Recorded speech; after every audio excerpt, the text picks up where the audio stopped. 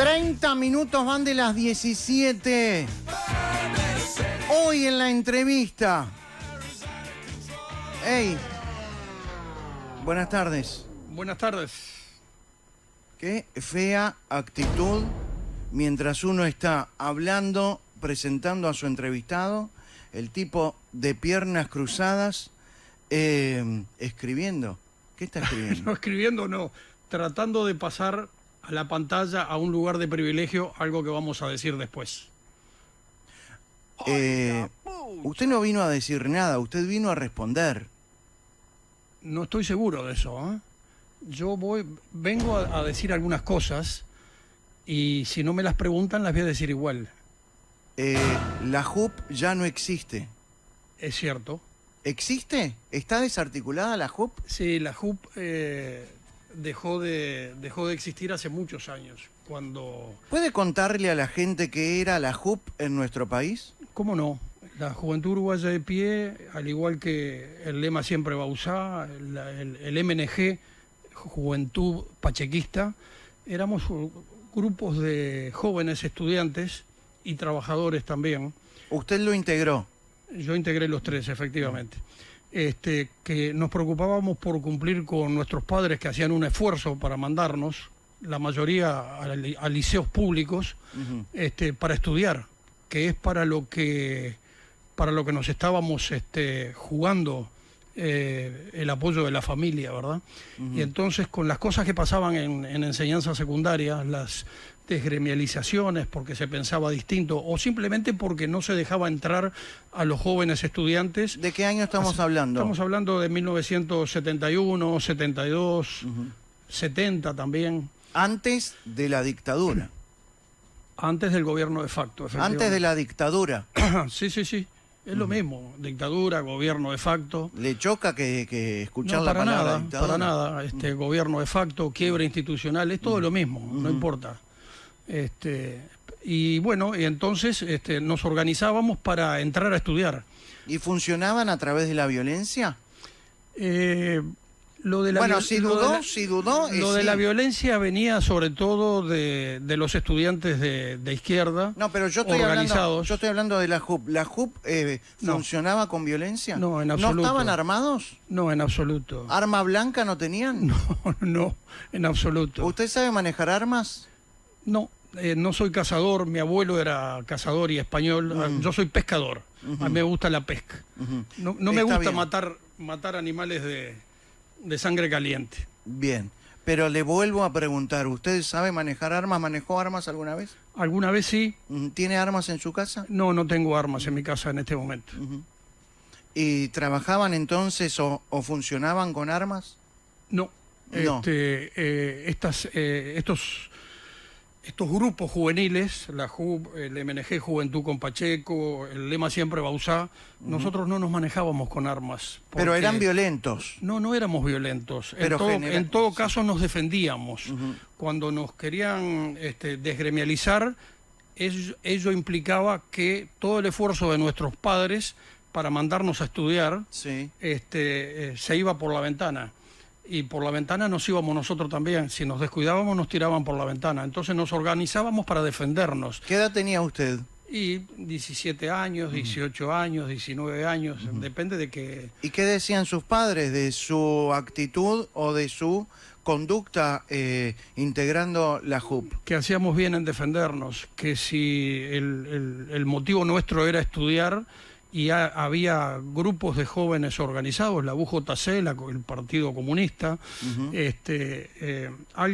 otro grupo que muy poca gente lo conoce, los CAT, Comité de Apoyo Tupamaros, que eran una suerte de juventud de los tupas, se organizaban para no dejarnos estudiar. ¿Qué significaba eso? Significaba ni más ni menos que a los profesores se les decía que no había clases porque había una asamblea. Y en esa asamblea... Era muy común en los 60, en los 70. Totalmente muy común. En esa época era totalmente muy común, ¿no? Y bueno, y lamentablemente esa era una realidad de todos los días. Había institutos donde nos defendíamos mejor, en otros ellos eran mayoría, siempre con elecciones, ¿verdad? Nosotros ganábamos las elecciones a puro voto, porque se organizaban de esa manera. Y ellos después no acataban la decisión soberana de la mayoría. Es una realidad. Por suerte esas épocas pasaron. Para todos, o de todos en realidad. Sí, sin duda, ¿no? ¿Era un grupo fascista la JUP? No, de ninguna manera. ¿De derecha? De centro derecha, de centro, de derecha. No está importaba. Mal visto. No era lo más importante. Pero está mal visto decir que uno es de derecha. ¿Usted es de derecha?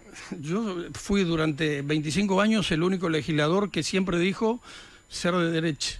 Ajá. Así que en absoluto nos... ¿Podría catalogarlo de extrema derecha? No, en absoluto. No. De derecha. A mí me asustan las personas con bigotes. ¿Sí? Por eso que está afeitado. Bueno, mal afeitado está usted. No. Está mal afeitado. Perdóneme, discúlpeme, la dictadura se terminó. A mí me mandaban del liceo a casa cuando tenía el pelo largo, sí, o los zapatos quizás mal lustrados. Pero ahora uno puede usar barba, sí, y nadie es quien para decirme de qué manera me tengo que afeitar. No, yo no dije que usted no tenía derecho a usar barba. Dije que está mal afeitado, que es distinto. No. Ese es su tema o su punto de vista.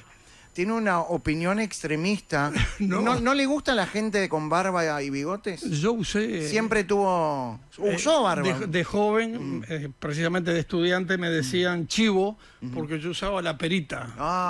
Ahí está. También tengo prejuicios sobre la gente con perita. Sí. Pero también sobre la gente con bigote. Yo siempre voy a escribir un libro sobre la gente con bigote. ¿Ah, sí? Sí, la gente se va a llamar La gente con bigotes y el poder.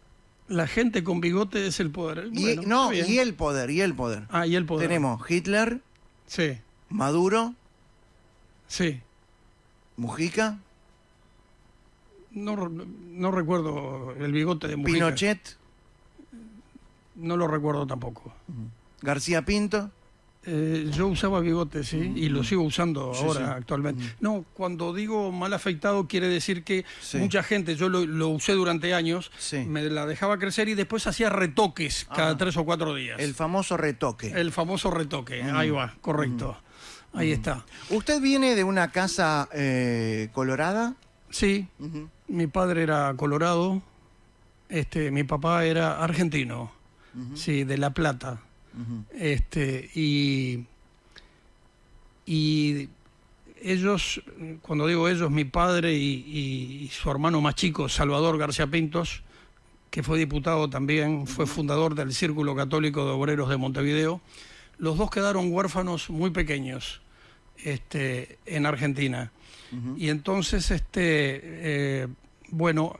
vinieron para Uruguay y a mi padre, a mi abuelo y a mi bisabuelo, a mi tío abuelo, a mi abuelo lo adoptó una familia ballista, por lo tanto fue ballista. A Salvador García Pinto, a mi tío abuelo, lo adoptó una familia católica y lógicamente él fue católico, fue diputado por la Unión Cívica, no blanco, por la Unión Cívica. Y fue un hombre que luchó mucho contra el aborto y hoy está propuesto para ser santo. Es siervo de Dios y fue un hombre muy querido. En la Floresta perdió la vida pescando, se le dio vuelta la chalana en la rompiente, en la playa, y murió de un infarto. Qué historia, ¿eh? Una historia, sí, sin duda que sí. Sin duda que sí. Así que mi padre era colorado, pero mi padre era riverista, de la lista 10. Así que sí, vengo de una familia de ¿No habla de su colorada. mamá? De su mamá no habla. Mi mamá también era colorada. Mi mamá era colorada, de apellido Campo, y mi abuelo era un español de la provincia de Burgos, en España, de un pueblito en la montaña que hoy tiene 102 habitantes. Es el problema de la España vaciada, ¿verdad? Como también está la Italia vaciada. Y y mi abuelo votaba alternativamente porque tenía ciudadanía uruguaya, porque vino de muy jovencito. A veces votaba a los blancos y a veces votaba a los colorados. Y votó con muchas ganas al general Gestido. Es decir, votó la vicepresidencia de Pacheco también. ¿Usted qué votó? ¿A Bordaberry o la reelección de Pacheco en el 71? Las dos cosas. ¿Cómo las dos cosas? Claro, porque ahí se votaba por el régimen vigente, que en ese momento era lo que estaba en la Constitución de la República, y cuyo candidato era Juan María Bordaberry. Y por la reelección, es decir, por modificar la Constitución de la República, que se modificaba con una papeleta verde, que lamentablemente faltaron unos pocos miles de papeletas para haber conseguido que Pacheco fuera reelecto presidente, pero lamentablemente no fue así, y bueno, y pasaron las cosas que pasaron. Si Pacheco hubiera sido reelecto presidente, no hubiera habido golpe de Estado en el Uruguay, sin ningún lugar a dudas. ¿Por qué cree eso? Por la personalidad de Pacheco, por cómo fue como presidente. ¿Pero estaba preparado Pacheco para resolver todo lo que estaba pasando en Uruguay? Sí, lo venía resolviendo. El problema más grave, Pacheco fue el presidente de la guerra. A él le tocó porque Gestido murió pocos meses después de asumir. Asumió el 1 de marzo del año del año 67 y falleció en diciembre del 67. Y Pacheco era el candidato, era el vicepresidente de la República, el presidente del Senado. Así que Pacheco se comió lo más grueso de la guerra. ¿Qué tipo de líder era Pacheco? Era un líder nato, un hombre que hablaba poco, de gran sensibilidad, que escuchaba a la gente. Pacheco era un hombre muy inteligente, muy culto, y muy amante del deporte. ¿Y del whisky? Bueno, le gustaba tomar el whisky. Y de Zum Zum. Y de Zum Zum como muchos de nosotros, ¿no? Las Watts. Tenía la llave de Zum Zum, Pacheco. ¿Sabía eso, no? Eso lo sentí, sí. Es cierto. Sí. No sé si tenía, no creo que tuviera las llaves. No. Lo que usted quiere decir es otra cosa. Es que cuando llegaba Pacheco, se alegraba el ambiente. No. Estamos hablando de la Watt Zum Zum, donde se acostumbraba a bailar en los 70, en los 80, también en los 90, donde ahora es Océano FM. Donde yo ahí en la Rambla. Ahí en la Rambla. Del museo. Era la Watt por excelencia, ¿no? Donde había que entrar en pareja. Pero Pacheco, al decir que tenía la llave, era porque solo unos exclusivos clientes tenían la llave, pero era la llave no física. Claro, no, era... No. Le daban la llave. ¿Ah, sí? Bueno, yo eso no lo sé. Pero era una manera de decir, vos tenés acá la libertad de entrar y venir cuando quieras. Era simbólica. Sí, seguramente. Claro. Sí. Yo eso no lo conozco porque, digo, Pacheco era el presidente y nosotros éramos jóvenes estudiantes, así que a Zum Zum no íbamos. Le pregunté sobre qué tipo de líder era Pacheco. Sí. ¿Qué tipo de líder era Juan María Bordaberry? Bueno, distinto, ¿verdad?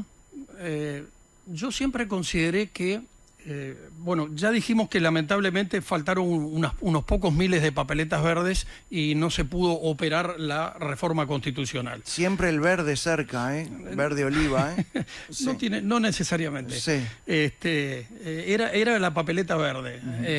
Entonces, faltaron unos pocos miles de papeletas verdes y lamentablemente no hubo reelección. Por el régimen vigente, el presidente, por lo tanto, fue Juan María Bordaberry, que arrancó bien. El problema es que Pacheco tenía una experiencia política que no la tenía, lógicamente, Juan María Bordaberry. Entre otras cosas, por años de actividad política y también porque Pacheco fue presidente de la República. Yo creo que hubo dos Bordaberry. Un Bordaberry hasta el año 1973, y un Bordaberry a posteriori, ¿no? Porque ahí vino el quiebre institucional, o dictadura, como usted le quiere llamar. ¿Por qué dice que había dos Bordaberrys? Claro, porque Juan María Bordaberry tuvo toda la intención de hacer las cosas como las venía haciendo Pacheco, en el sentido de hablar con todos los partidos políticos. Recuerdo un caso concreto al principio, al comienzo de la presidencia de Juan María Bordaberry, por el tema no sé si usted se acuerda de la prospección petrolera en las aguas territoriales uruguayas. Yo nací en el 68. ¿En el 68? ¿Parezco más? La verdad que sí. Pero bueno, Está bien, ¿usted parece milico? No me dejó terminar, iba a decir... ¡Ay, me está apuntando! ¡Me está apuntando! ¡Me está apuntando! No me dejó terminar, iba a decir 68, me sorprendió. Sí. Está hecho pedazos, le digo. Sí. Está bien. Está muy bien. Está bien. 68. Yo como sé parar a tiempo. Está bien. Sí. Y entonces... Si no viene otro palo después igual. Sí. Ahora vamos a hablar de la brigada Palo y Palo. ¿Cómo no? Con mucho gusto. Pero me estaba explicando de Bordaberry. ¿En qué se transformó Bordaberry, por supuesto, tuvo el apoyo de todo el Partido Colorado. Y él hizo todos los intentos posibles por conversar sobre la posibilidad de la prospección petrolera. Pongo ese ejemplo, ¿verdad? Pero había otros dos líderes en el país, fuera del Partido Colorado, que era Wilson Ferreira Aldunate, y estaba el general Aguerrondo también, y el general Liber Sereñi, ¿de acuerdo? Y yo creo que Bordaberry tuvo toda la intención de hablar con todo el mundo, pero que como que no fue bien recibido. ¿Por qué razón? Y vaya uno a saber, no porque venían de perder las elecciones, ¿de acuerdo? Tanto Ferreira Aldunate como Sereñi, sobre todo Ferreira, ¿no? Sí. Porque no hubo una diferencia enorme de votos entre la victoria colorada y la derrota blanca, ¿verdad? Pero fueron unos cuantos miles de votos. Con el Frente Amplio hubo mucho más diferencia, ¿verdad? Y a partir de allí yo creo que Bordaberry se sintió solo, como que no alcanzaba solo con el apoyo del Partido Colorado. Y después, bueno, vinieron las cosas que vinieron con la agresión terrible de la guerrilla Tupamara, porque digo, el cambio se operó el 1 de marzo de 1971, ¿verdad? Entonces, de esa manera, entonces, Bordaberry heredó la guerra. Y no la supo conducir como la venía conduciendo Pacheco Areco. Las medidas prontas de seguridad. Pacheco era un líder. ¿Las medidas prontas de seguridad eran inevitables en ese momento de Pacheco? Sí, eran necesarias, sí, hasta por razones económicas, porque la Constitución de la República era y es muy clara al respecto, ¿verdad? ¿Cómo recuerda usted en su época ¿qué edad tenía en los 70, en el año 70, 71? 19 años. ¿Cómo recuerda usted la primera vez que sintió que había grupos guerrilleros en Uruguay? Sí, bueno, mi hermano mayor, Hugo, 7 años mayor que yo, falleció hace muchos años ya, muy joven, oficial de policía. O sea que en mi casa eso se sentía, ¿verdad? Porque mi hermano... era policía y por lo tanto estaba en la calle y cuando yo recuerdo a mi madre cuando los noticieros, y entonces el periodista que conducía el noticiero en televisión a las 7:30 de la tarde, decía el grupo Tupamaro asesinó a un policía por la espalda para robarle el arma. Mi madre hacía el gesto de llevarse la mano acá, al cuello, para que no se le escapara el corazón. Cuando daban el nombre del policía asesinado, 10 minutos antes, ahí estaba caliente todavía el cuerpo del policía asesinado, entonces mi madre se aflojaba. De esa manera se vivía en mi casa, por ejemplo. Era terrible verdaderamente, ¿no? Terrible era. Y bueno, ahí es cuando ya estaba funcionando algo de lo que yo quiero hablar acá en este programa, del Escuadrón de la Muerte. El Escuadrón de la Muerte fue en nuestro país el MLN Tupamaros. Durante más de 50 años nos tragamos la pastilla aquella que inventaron cuando asesinaron a aquel profesor del liceo, Armando Acosta y Lara, a 2 policías y al capitán Moto de la Marina, que era nada más que el delegado en el Ministerio del Interior. Entonces, ahí nos dimos cuenta que había un escuadrón de la muerte. La extrema izquierda decía que el escuadrón de la muerte era el profesor del liceo, Armando Acosta y Lara. No, un hombre que era incapaz de... El escuadrón de la muerte era el Comando Casa Tupamaros. Eso fue un invento. Eso fue un invento. No puede decir que fue un invento porque realmente existió. ¿Quién lo dijo? ¿Quién lo dice? A ver, vamos a discutirlo. ¿Usted cree en la teoría de los 2 demonios? Depende. Cuénteme a mí. Cuénteme. No, cuénteme usted. ¿Usted cree en la teoría de los...? Pero la entrevista la hago yo y usted responde si quiere. Pero usted es el periodista, el que conduce. ¿Usted cree en la teoría de los 2 demonios? Usted me dice, que sí. Depende. Depende. Si seguimos conversando, capaz que desglosamos esa teoría de los 2 demonios. ¿Por qué responde Pero yo quiero hablar de algo. Ahora después va a hablar. Ahora vamos a estar hablando de la teoría de los 2 demonios. ¿Por qué depende? ¿De qué depende? Depende. Si la teoría de los 2 demonios está en boca de la extrema izquierda, que sigue existiendo en nuestro país... Hay un relato de izquierda. Hay un relato de izquierda, correcto. Bien. Y el relato del otro lado, vamos a llamarle así... Yo no lo conozco, no lo veo oficializado por las Fuerzas Armadas, no lo veo oficializado por la policía en su momento, ¿verdad? Hoy están en otra cosa, en otra función. Así que yo me quedo con el relato que viene desde la extrema izquierda, especialmente desde la extrema izquierda. Así que a mí... No me hace cuestión el tema de la teoría de los 2 demonios. Lo que sí me hace cuestión es la farsa de haber montado el Comando Casa Tupamaros, correcto, y haber dicho que había un escuadrón de la muerte. Bueno, a ver, practicaban... A semejanza de lo que pasaba en Brasil, por ejemplo. Sí, claro, practicaban ejecuciones sumariadas, ¿o no? El Comando Casa Tupamaros, el Escuadrón de la Muerte. No, eso no existió. Eso no existió. ¿Y qué pasó eso fue un invento de los tupas para justificar la muerte tengo 2 nombres. De decenas de personas. Abel Ayala y Manuel Ramos. ¿Qué pasó con esas personas? Yo no lo sé. Pero conoce las historias de las algún nombre puede ser que conozca. Sí. Si me lee 2 más, capaz que sí. Lo dijo Quechichán en el Parlamento el 13 de diciembre pasado. Claro, pero no podemos negar la existencia ni de una parte ni de otra parte. Sí. Y es por eso... Se puede negar. No, y es por eso que este país no cierra las heridas. Este país no cierra las heridas por muchas cosas, no por eso. ¿Por qué no cierra las heridas este país? No cierra las heridas porque Mujica, creo que con buena fe, dijo hace muchos años... El día que nos muramos todos. Eso mismo.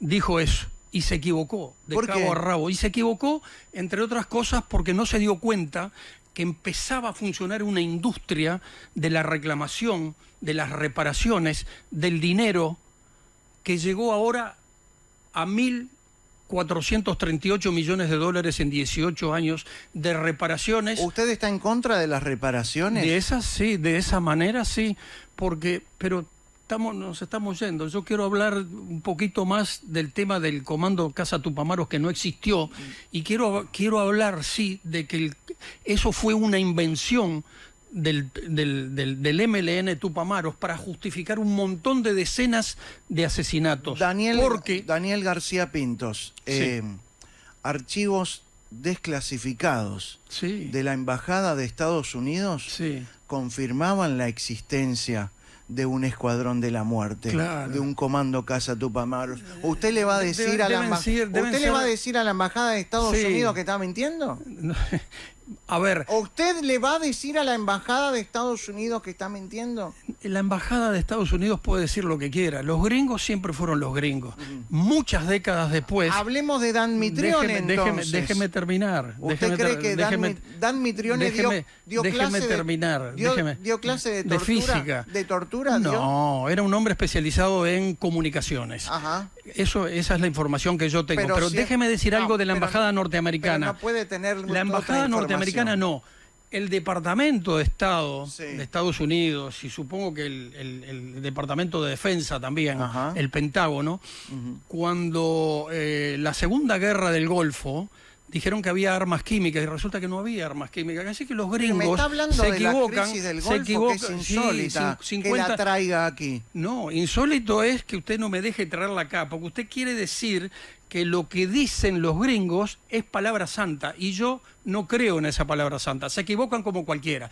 Ellos...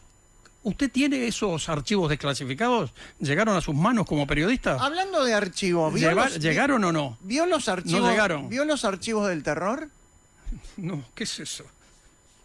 No sé, dígame. Usted no puede estar tan desinformado. Bueno, puede ser. ¿Por qué no? O se hace el dolobu, con mucho respeto. Puede ser, dígame. ¿No vio la semana pasada los archivos del terror?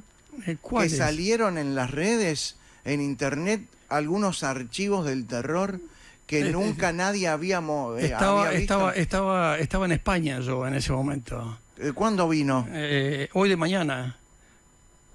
Me dio el tiempo para pegarme un baño, no pude dormir. Me está cargando. No, en serio. Y no conoce nada de los archivos del terror. Estaba en otra cosa. Estaba en otra cosa. Pero usted lo puede contar, así la audiencia. La audiencia ya lo sabe. ¿Quién sabe? Sí, la audiencia ya sabe. Bueno, dígamelo, yo estaba en España, estaba en otra cosa. Ajá, los archivos del terror son aquellos archivos que aparecieron mágicamente en internet y que todo el mundo puede buscar lo que se le ocurra. Ajá. ¿Quién cree que está detrás de esa idea de subir los archivos del terror para que todo el mundo... La verdad, no lo sé. ¿Por qué el Frente Amplio no quería que se mostraran todos los archivos? ¿Usted qué cree? Porque tienen cola de paja, ¿no? Como se decía antes. ¿Por qué dice que los Frente Amplistas tienen cola de paja cuando dicen que no es una buena idea mostrar todos los archivos? Por delicadeza con las víctimas.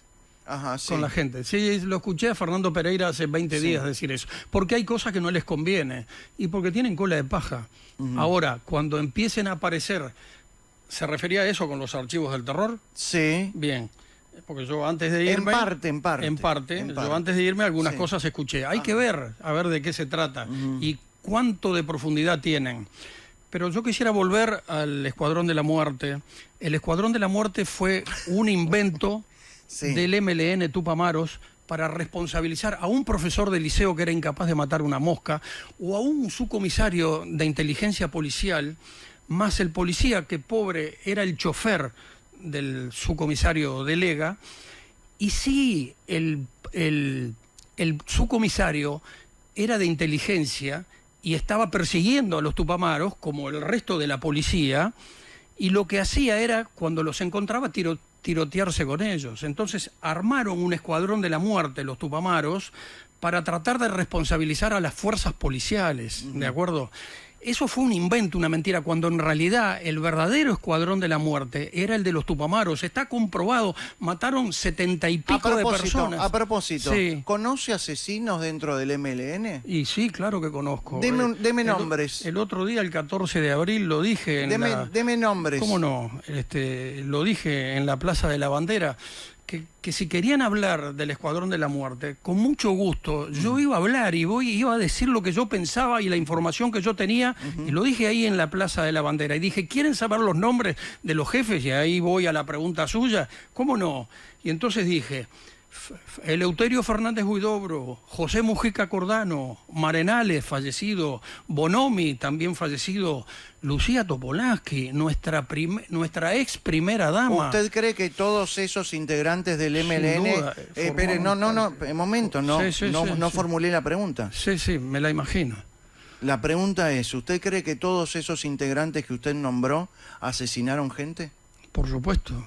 Sí. Creo que Mujica en algún momento dijo, yo no maté a nadie, pero porque tengo mala puntería. Un día dijo eso, pero no lo sé exactamente. Lo dijo, pero yo lo recuerdo. Pero los otros sí lo dijeron. Y la Lucía Topolansky, por favor, siendo muy jovencita, ella y otra señora, que no recuerdo el nombre ahora, asesinaron a dos humildes coraceros por la espalda, en la puerta del Hospital Pedro Vizca, para robarles el arma. Y ellos estaban haciendo una guardia porque ese día se pagaba el sueldo a los funcionarios de salud pública. Los asesinó por la espalda. ¿Usted fue diputado? 20 años. 20 años. ¿Cómo era el y 5 años edil. ¿Cómo era el relacionamiento con los diputados comunistas o tupamaros?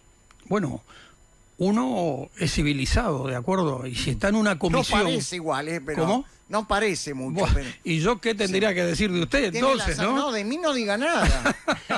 Claro, usted es el dueño del programa. Yo soy el dueño del circo. No es que usted sea uno de los monos, pero no importa. No, y usted el gorila, entonces. No, si hablando de gorila. No, pero si yo soy el mono, más gorila usted es el gorila. Más gorila que usted, por favor. Hay que llevarlo con humor, está bien. Por supuesto.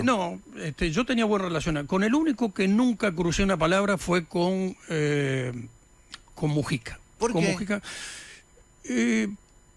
por falta del mínimo feeling, ¿no? Por esas cosas que ¿Con pasan. Huidobro tenía feeling? No, tampoco. Aunque en algún momento conversamos cuando él era ministro de Defensa Nacional. Pero lo cierto es que, por ejemplo, yo fui presidente del presupuesto nacional en el gobierno de Valle, es decir, en el año 2000. ¿Y sabe quién estaba en la comisión de presupuesto? ¿Quién? O en la de Hacienda, que se juntaba con la de presupuesto, ahora no lo recuerdo, Lucía Topolansky.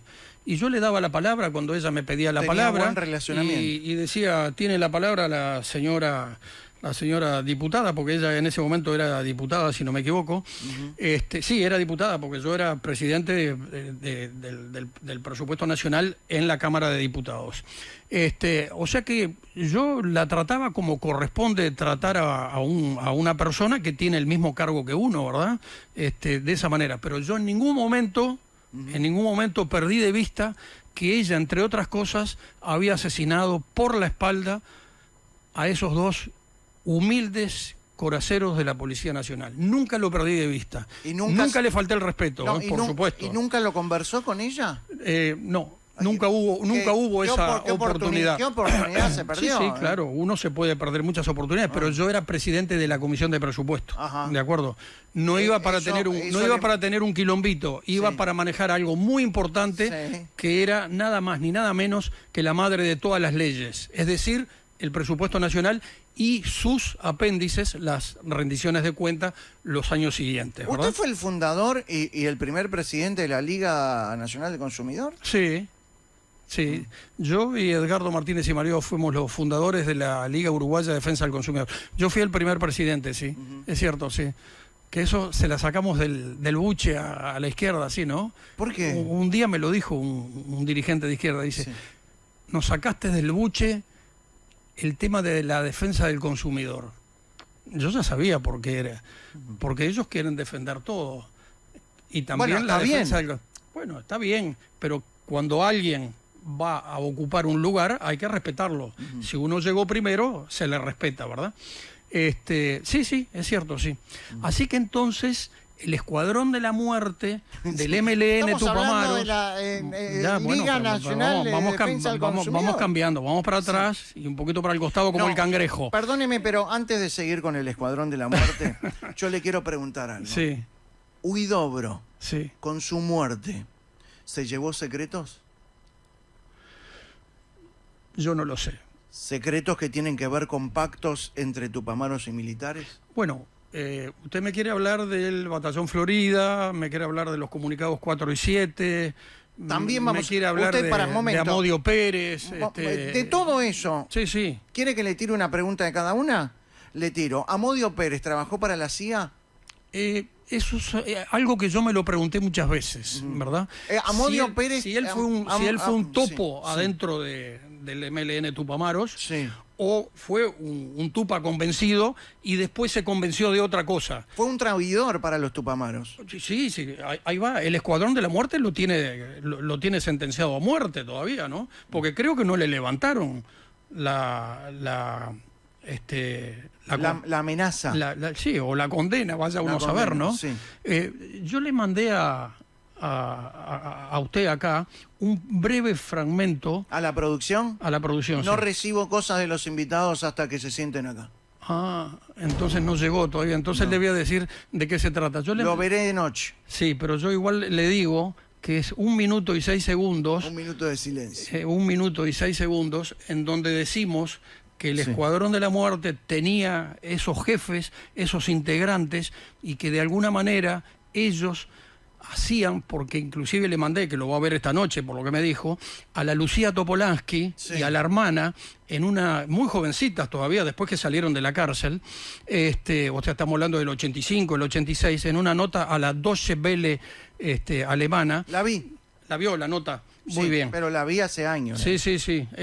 Ahora la va a ver esta noche cuando la producción se la dé. Okay. Entonces, ahí le decían a la Deutsche Welle cómo hacían el seguimiento de una persona, ¿verdad? Cómo a esa persona le hacían un juicio y que muchas veces lo ejecutaban después. Entonces yo le pregunto a usted ahora, claro, quiero hacer una pregunta. Sí. Póngase usted en el año 1971, 1972, usted y yo, pongámonos ahí, ¿de acuerdo? Nosotros dos pensando bien distinto a lo que pensaban los tupas, y sin saber que les estábamos haciendo un agujero desde el punto de vista de nuestro trabajo político o periodístico, les estábamos haciendo un daño. Entonces nos hacían, digamos, todo un seguimiento, y nosotros ni nos enterábamos que estábamos enjuiciados, y que además caía en determinado momento una sentencia sobre nosotros de muerte, y cuando nos mataban, que nos pasaban de una vida a la otra, ni nos enterábamos por qué moríamos. García, ¿qué le parece eso? ¿Es un escuadrón de la muerte o no es un escuadrón de la muerte que funciona de esa manera?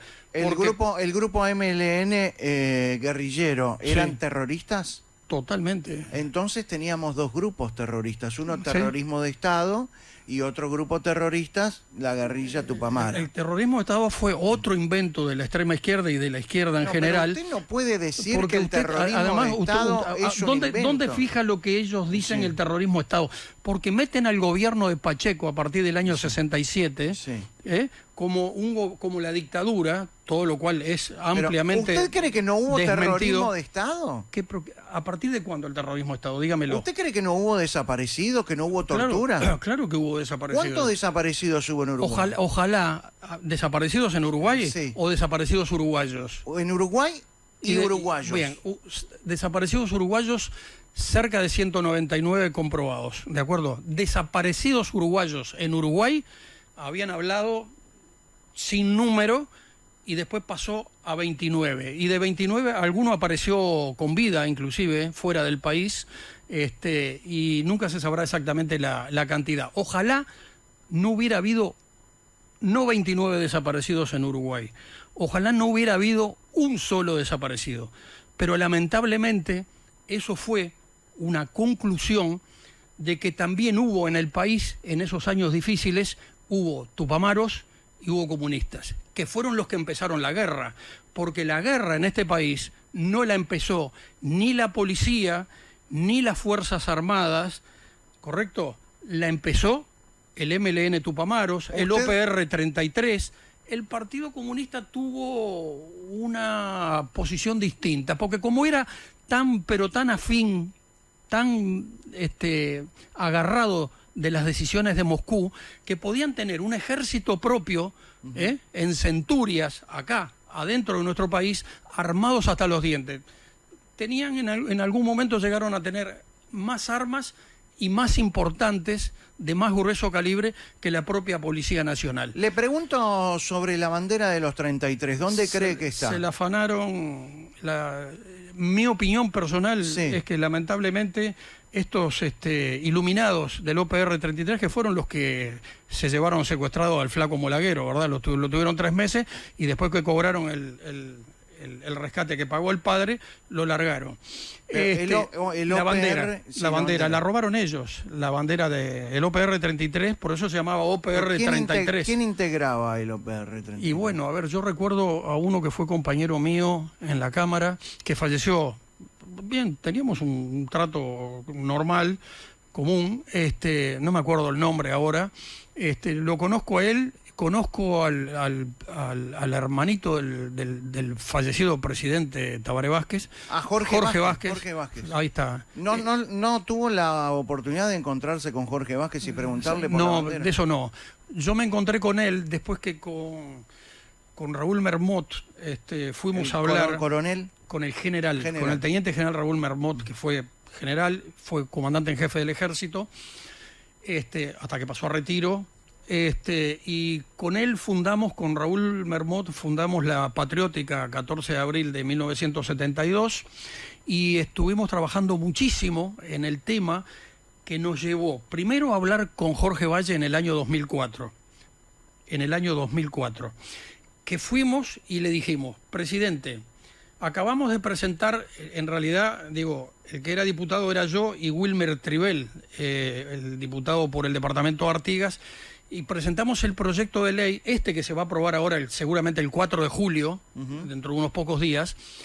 Lo presentamos para generar el hecho político, pero sabíamos que era inconstitucional, porque no le podíamos crear un gasto al Poder Ejecutivo si no se lo financiaba. Entonces lo presentamos, generamos el hecho político, lo fuimos a ver a Valle y le dijimos, presidente, estamos en esto, y nos dijo, ya lo sé, yo lo voy a firmar, me dijo, porque le fuimos a pedir que lo firmara para que lo mandara al Parlamento. Y lo hizo, correcto, pero lamentablemente ya era el año electoral, el año 2004, y no prosperó. Después se archivó, yo fui reelecto, y en el 15 de febrero del 2004 también lo rescaté del archivo y lo estuvimos peleando. Y se lo llevamos a Tabaré Vázquez con Raúl Mermot. Y se lo llevamos. Y en la Plaza Independencia, el 19 de junio, tengo acá la firma de Tabaré Vázquez y la de Valle también. Opa. El 19 de junio del año 2007, Tabaré Vázquez dijo en la Plaza de la Bandera, los uruguayos tenemos que darnos un abrazo fraterno, y dijo eso. Y voy a apoyarlo, dijo en la Plaza de la Bandera, lo que la Asociación Patriótica 14 de abril de 1972, etcétera, etcétera, cuyo presidente, el diputado Daniel García Pinto, lo presentó en la Cámara de Diputados, yo lo voy a hacer mío y lo voy a mandar, y yo acá tengo la firma. Para los del frente que dicen que no existió, acá está la firma del presidente fallecido Tabaré Vázquez. Entonces, su propia gente en el Parlamento se lo cajoneó. Lo fuimos a ver de vuelta con Mermot y le dijimos, presidente, mire lo que pasó. ¿A Tabaré Vázquez? Sí, a Tabaré Vázquez. ¿Y sabe lo que nos dijo Tabaré Vázquez? Nos dijo, yo cumplí. Me vinieron a pedir la firma y yo se la di, porque creo en ello. Ahora arréglense ustedes. Y yo le dije, vamos, presidente, el presidente de la República es el jefe de su bancada. Yo cumplí, me dijo. Y le dijimos, no nos diga más nada, ya entendemos. Daniel García Pintos, entonces, ya que está hablando de Tabaré Vázquez, quiero preguntarle... Tuvo un acto de nobleza, ese 19 de junio del año 2007. Fue un acto de nobleza. El único que tuvo con respecto a este tema, porque después firmó 17 leyes e innumerables decretos en donde le dio $1.000 millones, pero solo a los muertos de él.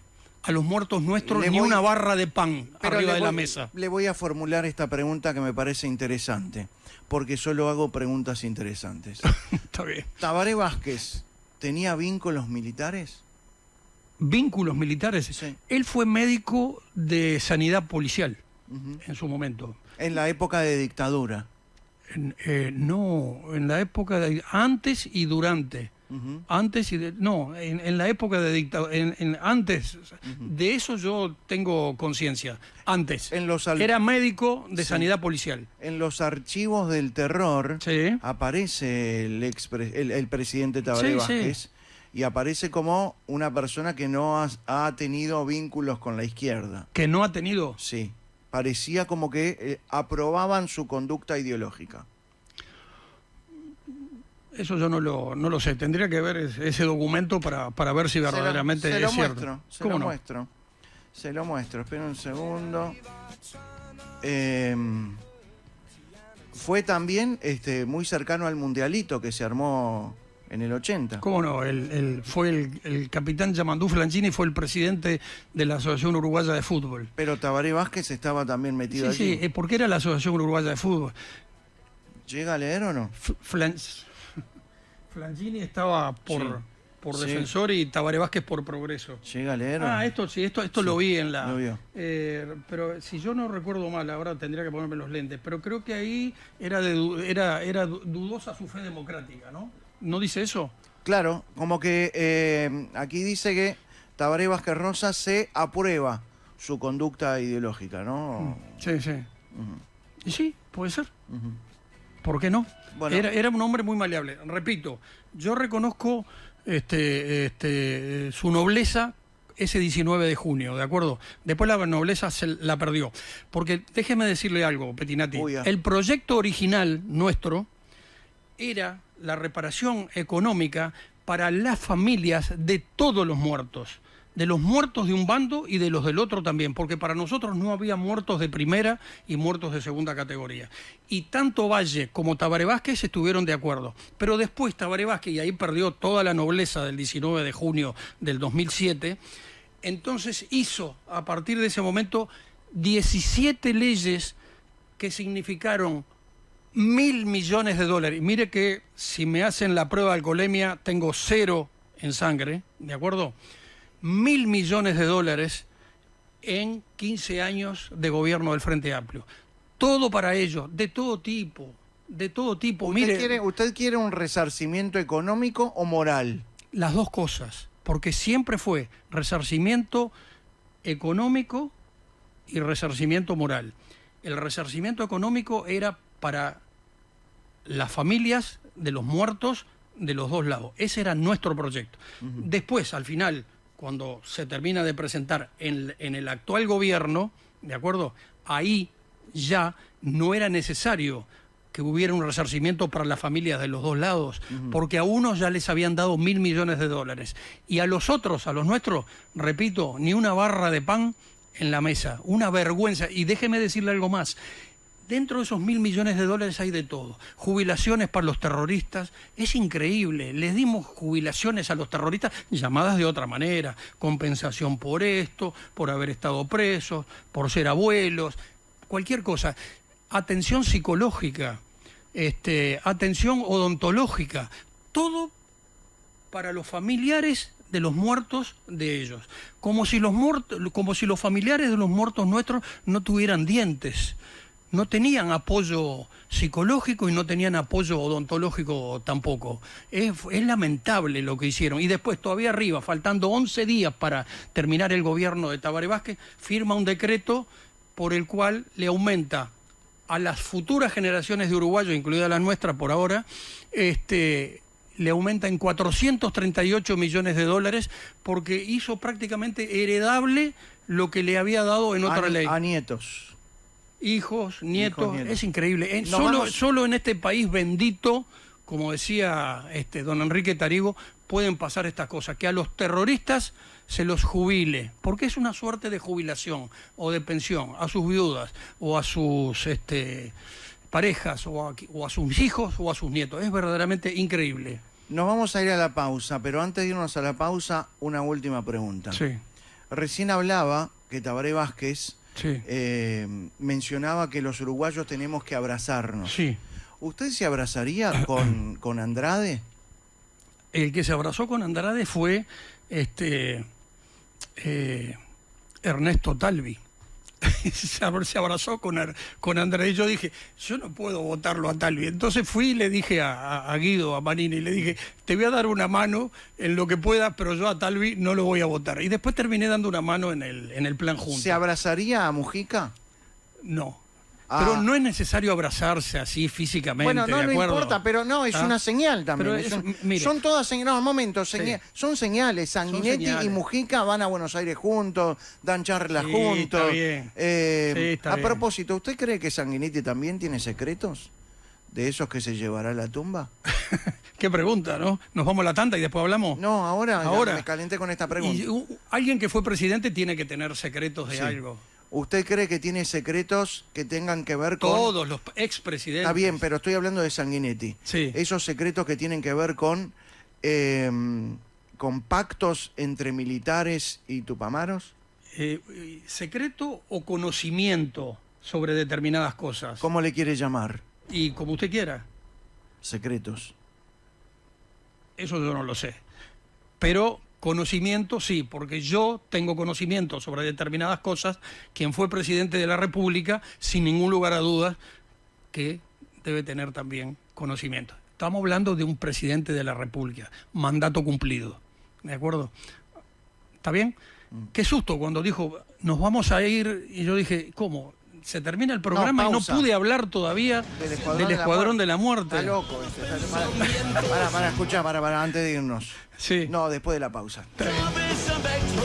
Daniel García Pintos, el creador de Brigada Palo y Palo, ¿no? Sí. Después me va a contar por qué le puso ese nombre. ¿Cómo no? Porque Palo está después de la pausa. Daniel García Pintos, ex senador, ex diputado. Me quedé pensando en Pacheco. ¿Es una persona de las que más admiran la vida, Pacheco? Sí, la persona a la que más admiro en mi vida, sin duda. Ok. Azul 101.9. 29 minutos van de las 6 de la tarde. Estamos con el exdiputado Daniel García Pintos. ¿Extraña la actividad política? Yo sigo haciendo política. Lo único que... política patriótica. Parlamentaria, digo. Parlamentaria, sí. Era lindo. Yo tengo 17 leyes con mi nombre. 17 leyes con mi nombre, que me las laburé yo. La ley de la prostitución, que después se le llamó del trabajo sexual, eso es un proyecto mío. Me costó 9 años, 3 gobiernos y 3 legislaturas para aprobarlo. O sea, se aprobó en el gobierno de Valle, durante el gobierno de Valle. ¿Se sigue sintiendo colorado? Sí, y pachequista. Colorado y pachequista. Y si somos pachequistas, somos vallistas. ¿Pero sigue existiendo alguien pachequista dentro del Partido Colorado? El pachequismo orgánico no existe, porque era tan grande la atracción de Pacheco. Esto es como hablar de dos masas celestes, ¿verdad? En el universo. La atracción que tenía, que imprimía Pacheco a lo que hacía, hablando poco, porque Pacheco era de pocas palabras, ¿de acuerdo? Había una propaganda en el año 71, en la elección del 70. Yo dije hoy, 1 de marzo del 71, era 1 de marzo del 72. 72. Y decía, Pacheco, porque todo el mundo sabía que hablaba poco. Sí. Pacheco, sus obras hablan por él. Era una cosa fantástica, Pacheco. Me fui por las ramas. La pregunta, ¿cuál era? Sí, sigue existiendo pachequistas dentro del Partido Colorado. Sí, pachequistas sí. El pachequismo orgánico no, porque era tal la atracción de Pacheco sobre la gente que no hay nadie que lo sustituya a Pacheco. Nadie, absolutamente nadie. ¿Cree que Bordaberry va a volver a la política? Bueno, le voy a decir lo siguiente. Hace 1 año y medio, 2 años, yo conversaba con amigos y les dije, miren, le digo, para mí, Pedro, en el año 2023 hace la pretemporada. Como él está en el tema del fútbol, en ese momento ya estaba también. Y en el año 24 entra a la cancha. Me dijeron, ¿te parece? Es mi opinión, después lo veremos. Ahora, hace un par de meses, vinieron 2 o 3 y me dijeron, che, ¿no era que Pedro entraba, hacía la pretemporada en el 2023? Y yo les dije, el 2023 empezó el 1 de enero y termina el último día de diciembre. Vamos a esperar, ¿no? ¿Usted cree que sigue siendo una carga el apellido Bordaberry para Pedro? No. Digo lo siguiente, porque muchos me han preguntado eso y me han dicho, mirá, que lo que pasa... Yo digo lo siguiente, a ver, Pedro tiene su propia personalidad, es diferente al padre, sin ningún lugar a dudas. Igual hay gente que la asocia, aprovecha el apellido. Eso mismo, claro, y que eso le sirve para apoyarlo a Pedro también. Así que yo creo que el apellido no es un lastre para él. Creo que no. Ahora, depende de él, de su habilidad política, el que la votación del Partido Colorado levante. Porque está claro que si vuelve, gana la interna colorada. ¿Y usted cree que le va a quitar simpatizantes a Cabildo Abierto? Le va a quitar simpatizantes a mucha gente. Es decir, ¿hacia dónde fue una parte de los votantes? Estamos hablando de la elección de la última, ¿verdad? De la del 19.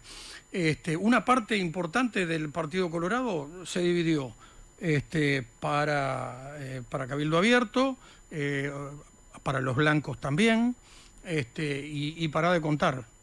Y ya está, ahí está. O sea que Pedro va a recuperar votos para el Partido Colorado. ¿Y a quién le va a sacar? Y va a conseguir que la gente que se fue vuelva. ¿Por qué no se pudo conseguir nuevos liderazgos en el Partido Colorado? Bueno, yo creo que no hay que echarle la culpa a nadie. Creo que lo que hay que decir es que el Partido Colorado, que supo estar 100 años en el gobierno, ¿correcto? Es decir, 90 y pico, se hablaba de 100 años, pero faltaba muy poquito para la centuria.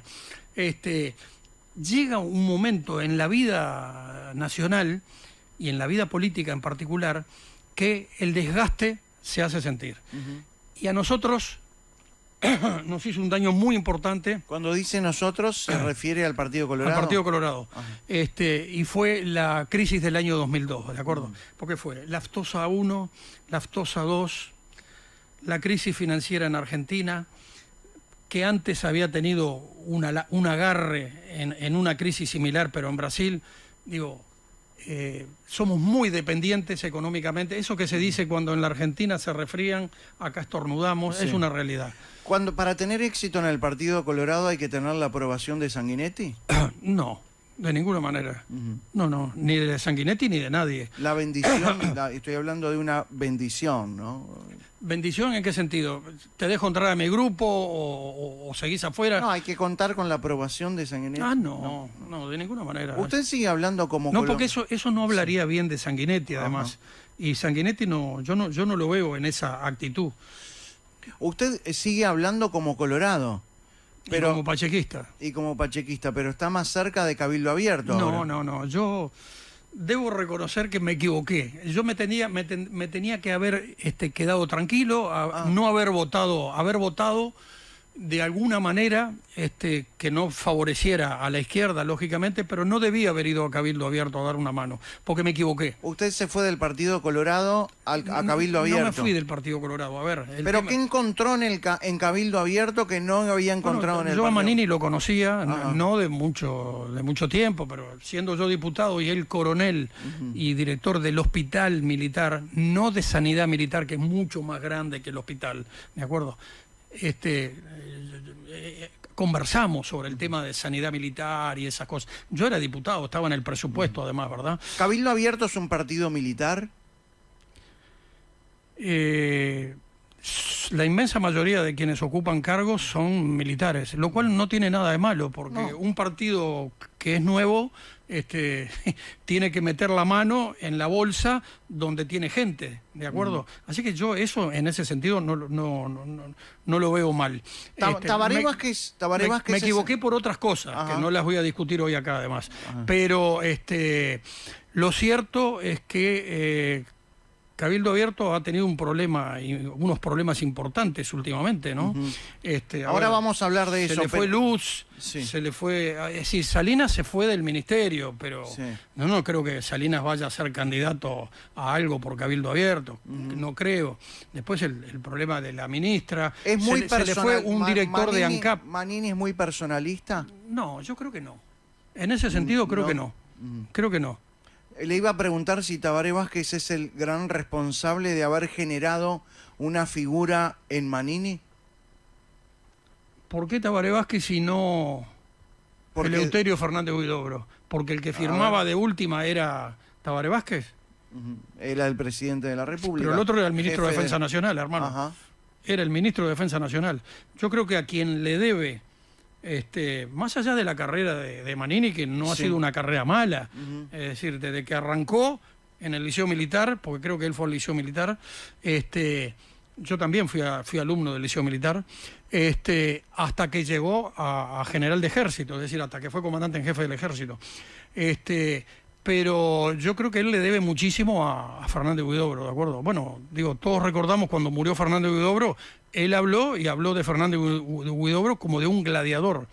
¿Qué eran los gladiadores en Roma? Eran estrellas, como hoy son Cristiano Ronaldo, Messi, el Lucho Suárez. Es decir, eso eran. ¿Por qué Manini? Tenían hinchada. Bueno, pero entonces... Por agradecimiento, hermano. ¿Agradecimiento a qué? A que lo hizo general. Ahora, él se lo ganó. Claro que se lo ganó. Se lo metió en un bolsillo. ¿Es parte de ese pacto? Lo que pasa es que, hay que conocer de esto, ¿verdad? La carrera del militar termina en el grado de coronel, es decir, ejército, fuerza aérea, o de capitán de navío en la armada, ¿de acuerdo? Antes era de otra manera, había concursos, etcétera, etcétera, pero estamos hablando de ahora y de muchos años para atrás también. Los cargos de general no son por concurso, es el gobierno, el Poder Ejecutivo el que dice, ese es el que yo quiero para general, en el arma de artillería, ¿correcto? Y lo elige por la carrera que tuvo, ¿correcto? Y siempre, o casi siempre, son bien elegidos, ¿de acuerdo? No tiene nada de malo, pero el presidente quiere que su jefe de la Casa Militar, que es un general, sea determinada persona, ¿de acuerdo? Porque le tiene confianza, porque lo conoció de chico, ¿de acuerdo? Es decir, así funciona. Ahora, no hay vuelta que darle. Quien lo resuelve es el Poder Ejecutivo. No hay vuelta que darle. Por supuesto, cuenta la carrera que ha tenido el militar, ¿verdad? Manini últimamente ha salido en las noticias diciendo justamente que el hallazgo de un cuerpo de restos óseos en el batallón 14 es una buena noticia. ¿Le cree? No sé por qué lo dice además, ¿no? ¿Qué opinión le merece el hallazgo de estos restos en el batallón 14? Voy a lo que dije hace unos 25 minutos. Ojalá en el Uruguay, de los 199 uruguayos desaparecidos, de los 29 y un poquito menos también, ojalá no hubiera habido un solo desaparecido. Porque hay que ponerse en el lugar de la familia de esa persona. No importa que haya sido un bolche o que haya sido un tupamaro o lo que fuera. Un facho. No, porque estábamos hablando de los desaparecidos, ¿de acuerdo? Bien. El único desaparecido que hubo fue otra de las víctimas del Escuadrón de la Muerte, el peón Pascasio Báez. Ese fue desaparecido durante poco tiempo porque las fuerzas conjuntas lo ubicaron, ¿de acuerdo? Lo que le hicieron a Pascasio Báez fue verdaderamente terrible. Eso solo lo puede hacer un Escuadrón de la Muerte. No un simple estudiante de medicina que le dio una sobredosis de pentotal después de mirarlo a la cara para que no se opusiera el gaucho. ¿De quién habla? No me acuerdo del apellido ahora. Era estudiante avanzado de medicina, después se terminó recibiendo de médico. Le dijo, te vamos a dormir porque Engler. te vamos a cambiar. Engler, Henry Engler. Creo que sí, que ese es el apellido. Hay que mirar a un tipo a la cara, un tipo humilde que pasó a caballo y se comió una tatucera y se cayó el caballo y él... Y le dijo, te vamos a dormir un rato porque te vamos a cambiar de lugar porque acá nos tenemos que ir porque nos está buscando la policía.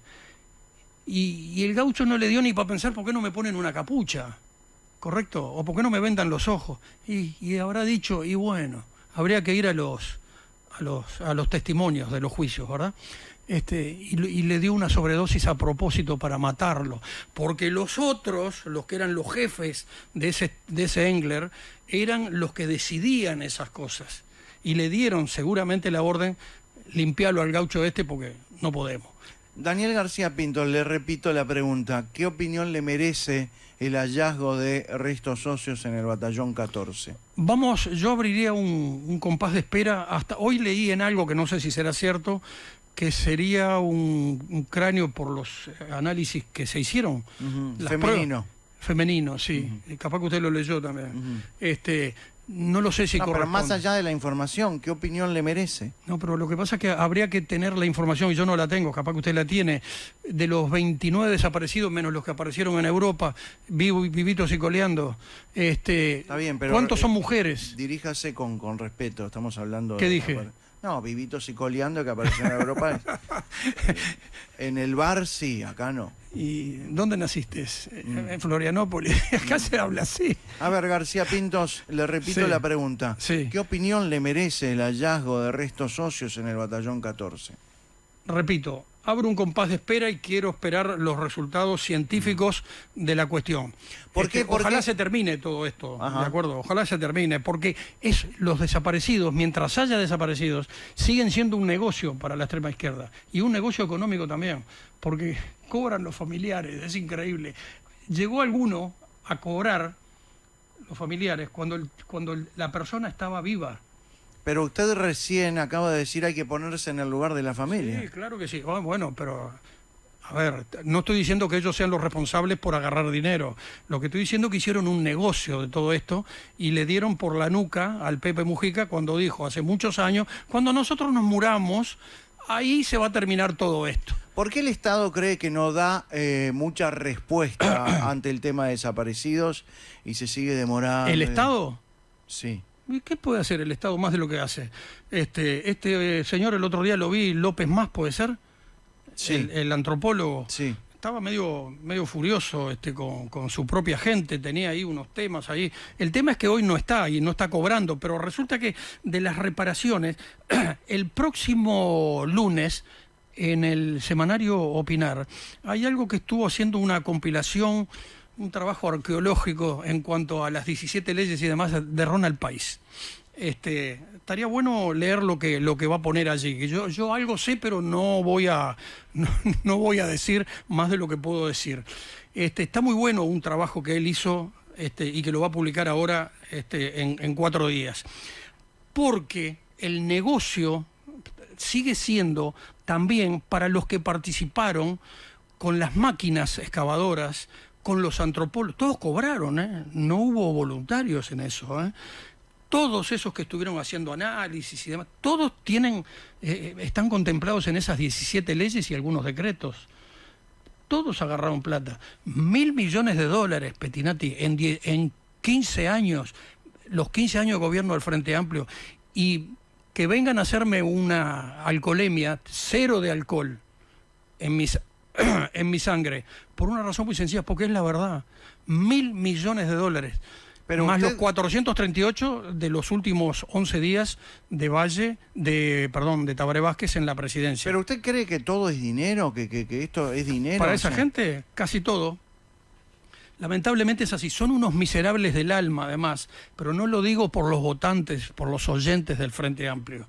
Correcto. Lo digo por los que están en el Parlamento y no van a votar, como ya no la votaron, la ley de reparación, que ese es un proyecto que hicimos con Mermó, con reparación de víctimas de la guerrilla. De la guerrilla, que en su principio era también para los muertos del otro lado. ¿Llegó tarde ese proyecto de ley, cree? No, lo que pasa es que no ligamos. Con Valle fue en el año electoral. Toda cosa polémica en el año electoral no prospera normalmente. Después con Vázquez, que su propia gente le dio por la cabeza. ¿De acuerdo? Después pasaron años, hasta que al final por eso cuando sale Cabildo Abierto y algunos periodistas y dicen, el proyecto de Cabildo Abierto, eso no es cierto. Bueno, pero sin la presencia de Cabildo Abierto hubiese prosperado esto. Sí, hubiese prosperado igual. De repente hubiera demorado un poco más o un poco menos. Porque yo se lo llevé a Guido, cuando le dije que iba a hablar con él en el año 19, después en el 20, ni bien había empezado la legislatura, y él era senador nuevito, fui a llevarle yo, personalmente, el proyecto de ley que armamos con la 14 de abril. Ahora, y le dije, hay que cambiarlo, porque ya muchos recibieron. Ahora tiene que ser solo para los nuestros y agregarle reparación moral, y si hay monumentos para unos, tiene que haber para otros. ¿Y si la reparación fuera solo moral y monumento? ¿Lo aceptaría? ¿Quién? ¿Yo? Sí. ¿Y por qué a uno le dimos 1.000 millones y a los otros pobres? Pero no pensemos en los otros. Lo que no le da el verdadero valor un reconocimiento moral y un monumento. Sí, claro, es importante. ¿No alcanzaría entonces? Pero hay que tener en cuenta esto, Pettinati. A ver, el Escuadrón de la Muerte del MLN Tupamaros asesinó civiles, policías y militares. La mayor parte de los muertos lo puso la policía. Después los militares y cerca los civiles.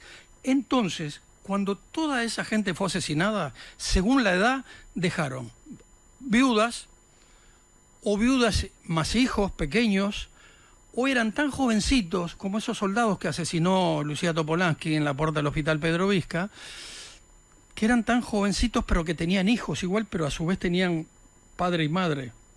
De repente los 4 soldados no, pero alguno de ellos, porque capaz que el padre era fallecido o la madre era fallecida.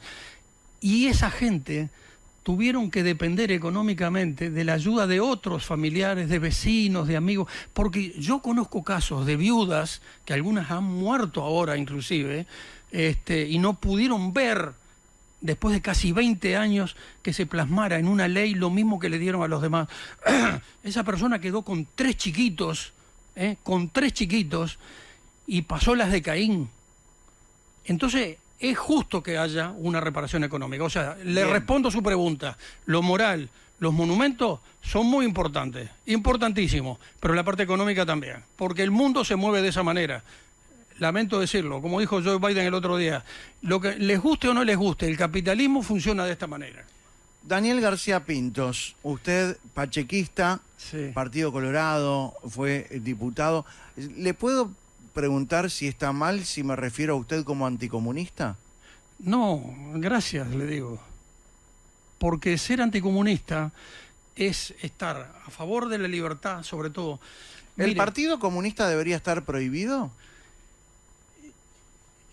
el Partido Comunista No se anima a decir que sí, ¿eh? no es que no me anime a decir que sí, A ver, es que quiero elaborar la respuesta. adelante. Y el tema es el siguiente.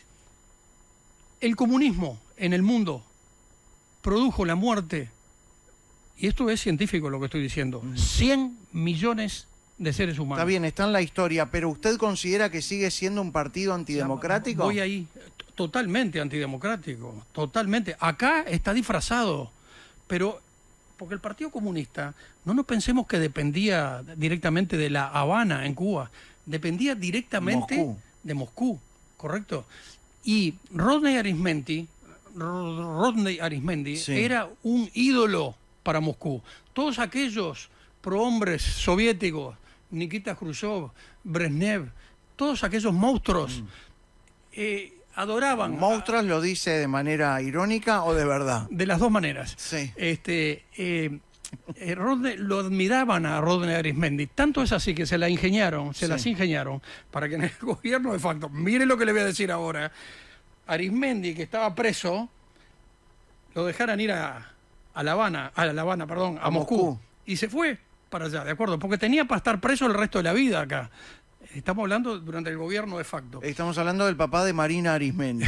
El papá de Marina Arismendi. No tuvo ningún problema Marina Arismendi en agradecerle al gobierno de facto que le hayan dejado al papi irse para Moscú. ¿Cómo considera o cómo explica mejor? Pero no le respondí porque estaba elaborando la respuesta. Ya Bien, la tengo adelante. elaborada. Se terminó. Sí, es un partido antidemocrático, aún en nuestro país que estuvo bien disfrazado. Recuerdo, yo creo que no debió haber sido nunca un... Lo que pasa es que los uruguayos somos muy especiales, ¿de acuerdo? Entonces, cualquiera que diga que es bueno, aunque en el fondo haga cosas malas, nosotros decimos, bueno, pero puede mejorar.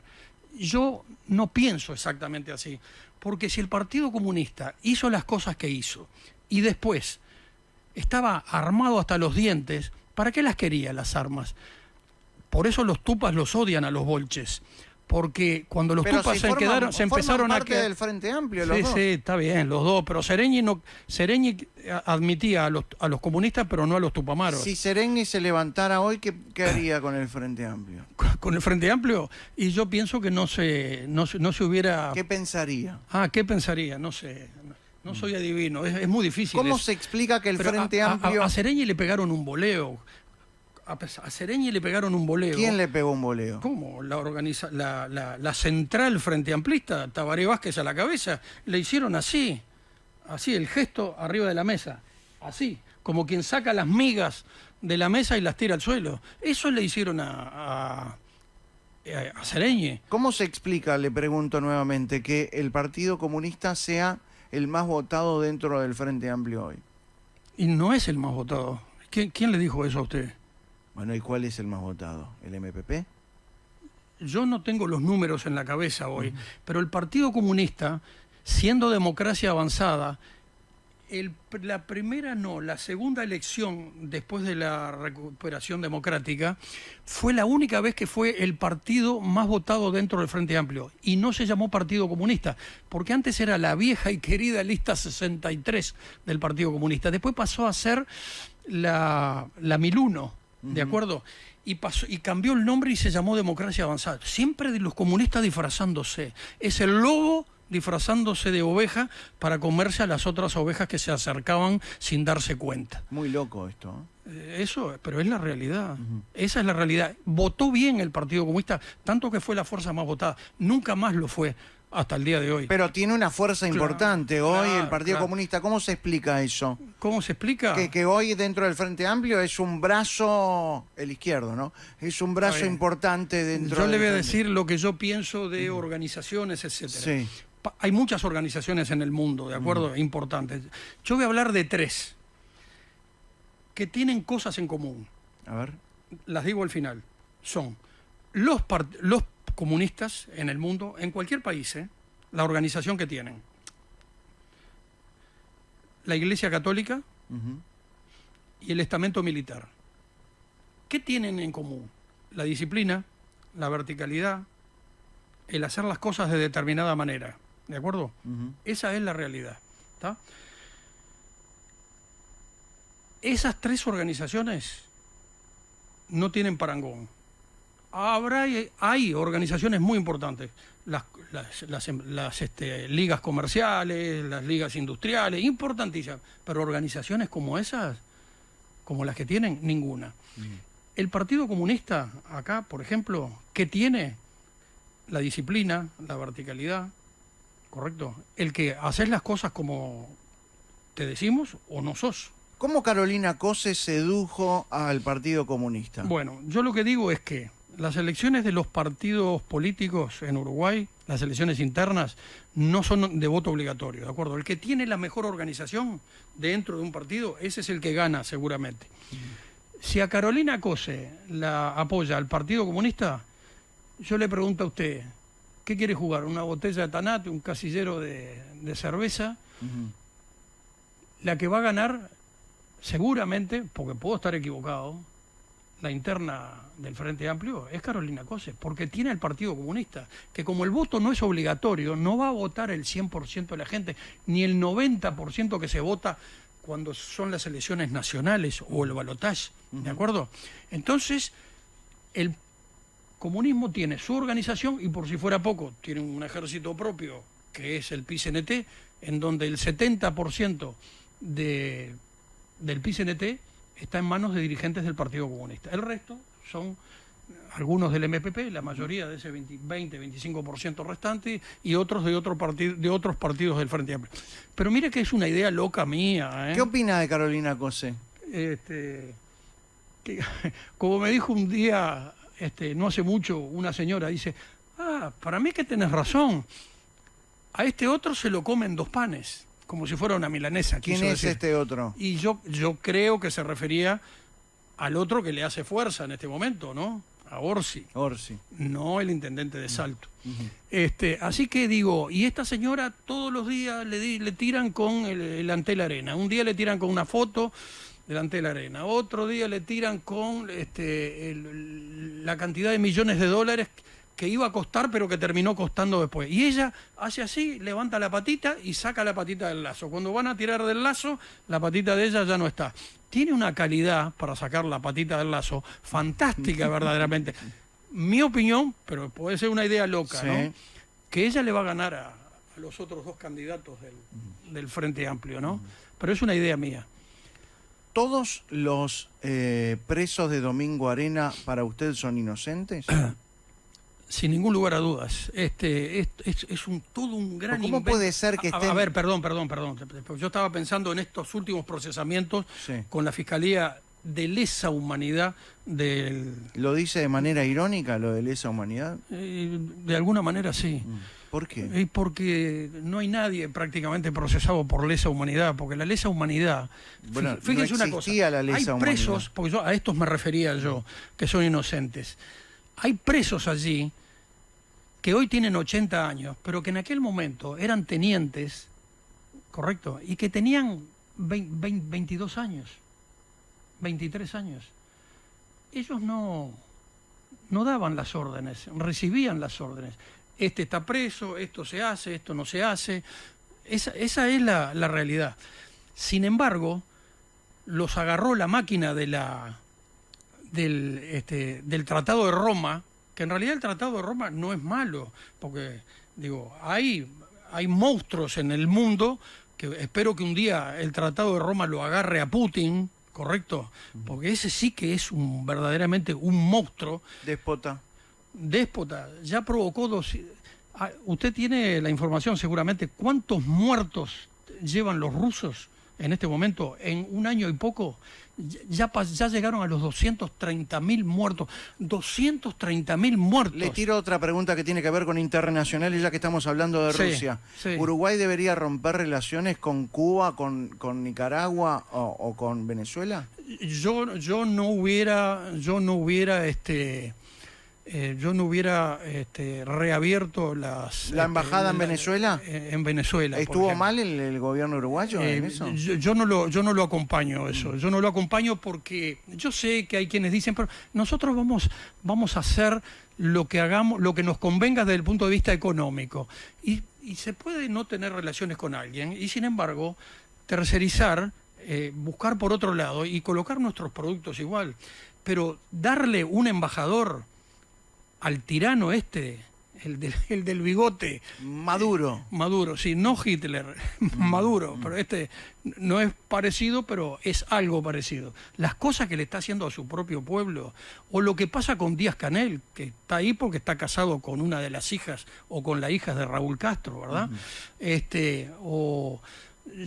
Sinceramente, yo no hubiera tenido nuevamente relaciones diplomáticas con esta gente, ¿no? Porque además con Cuba se rompieron hace muchos años y fue toda una decisión de la OEA prácticamente, ¿verdad? Vamos a irnos a la pausa, pero antes quiero volver al tema Domingo Arena, presos, etcétera. Sí, ningún problema. ¿Usted cree que Gavazo cumplió con la pena? ¿Usted cree que Gavazo pagó por sus excesos? Yo no estuve de acuerdo cuando empezaron a aparecer determinadas cosas sobre Gavazo. Yo eso no lo llevo, sinceramente. Lo de Gavazo no lo llevo. Hubo cosas atención, que Gavazo tuvo alguna intervención y gracias a Gavazo hay algunas personas que todavía están con vida, que estaban en Argentina, y él, engañando a los argentinos, se los trajo para Uruguay. Después fueron presos acá, claro, pero hubo eso, porque si vamos a decir que es una cosa, vamos a decir también la otra. Nómbreme un torturador de nuestro país. Un torturador de nuestro país. Cualquiera de estos que tuvieron ahí en la cárcel del pueblo, en la calle Juan Polié, estuvieron presos. Hay que ver cómo salió después de 400 y pico de días este hombre que era de Artigas, como es No sea irónico, está bien lo que usted dice desde su punto de vista. ¿Cómo salió? ¿Era piel y hueso? ¿Cómo era este hombre? ¿Pajarito Silveira era torturador? Y yo no lo sé eso. Pero tiene muchas Gavazo cosas era torturador. Hay cosas de Gavazo que no las llevo. ¿Se torturaba a la gente? ¿Se torturaba? Y yo de eso no tengo pruebas, ni en un sentido ni en el otro. Pero él dijo cosas que yo no las comparto. ¿Se puede validar una confesión? Cuando dijo que había tirado al Río Negro a una persona que no recuerdo el nombre ahora. ¿Y quién no comparte de eso? ¿Fue una confesión? Y le acabo de decir que hay cosas de Gavazo que yo no las llevaba. Bien. Mientras vivió no las llevaba. Y ahora tampoco. Porque el hecho de que haya muerto no quiere decir nada más que murió. Ahora, y yo hablé de la cárcel del pueblo en la calle Juan Polié. No me sale el nombre del que fue presidente de Ulises Pereira Reverbel. Ese hombre salió que era piel y huesos. Verdaderamente, y él no le había hecho absolutamente mal a nadie. Lo tenían, ¿sabe por qué? Porque era amigo de Pacheco. Porque era amigo de Pacheco. Y lo habían secuestrado 2 veces. La primera vez fue en el gobierno de Pacheco. La segunda, creo que también. ¿Por qué le cuesta reconocer o minimiza la tortura que ejerció el poder y el gobierno dictatorial en nuestro país? Porque está bien, la teoría de los 2 demonios, ya sabemos, pero más allá de eso, ¿le cuesta, no sería más amable reconocer las violaciones de los derechos humanos y las torturas que hicieron los militares? Que ya pasó eso, pero pasó en nuestro país. ¿Por qué no reconocemos eso y hacemos una gran reconciliación? Bueno, digo esto y nos vamos a la tanda. Sería bueno también que este señor, que fue el que ejecutó desde una ventana de una iglesia metodista en la calle San José, la entrada estaba por Constituyente, el que le pegó un tiro en la cabeza, aunque disparó varias veces, al profesor del liceo Armando Acosta y Lara. Está bien. Y ahora está dando cátedra de derechos humanos. Él, por un lado, Rosenkopf, por otro, otro, el de... ¿Pero usted entendió mi pregunta? Sí, y usted entendió lo que yo le dije. Sería bueno que ellos también entendió mi pregunta. No, sería esto bueno. parecen y dos si nos niños. ponemos de acuerdo todos y reconocemos... A ver, vamos a entender una cosa. Yo soy lo que soy civil, ¿de acuerdo? Yo lo que puedo tener es información de la prensa o de conversaciones que uno puede escuchar, nada más. Entonces yo digo, y nos vamos a la tanda, ¿ellos reconocen también lo que hicieron? Porque hay pruebas. Pero yo de le eso, estoy preguntando a usted. Sí, y yo le estoy respondiendo ¿No a usted. sería mejor a usted? Le estoy preguntando y quiero que usted le responda. Sería mejor que no hubiera habido desaparecidos, que no hubiera habido bolches armados hasta los dientes, que no hubiera existido los iluminados del OPR 33 y los iluminados del MLN Tupamaro, que no hubiera habido un escuadrón de la muerte de los Tupamaros. Todo eso hubiera sido mejor que no hubiera existido, que no hubiera habido desaparecidos, y ahora empiezo para el otro lado, que no hubiera habido necesidad de agarrar a una persona y ponerla de cara contra la pared y tenerla 4 horas y después llevarla a un interrogatorio donde iba a estar sentado mirando a la pared de vuelta. Nada de eso hubiera pasado, porque esas cosas uno las ve en las películas, ¿de acuerdo? Uno las ve en las películas, nada de eso hubiera pasado si es que pasó, ¿verdad?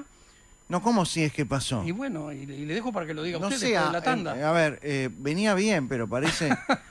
es la realidad. Voy a creer que lo que el chiste si no que hubiera acaba de existido ese hacer, otro demonio. Sí, es producto de la edad. ¿La mía o la suya? No, la suya.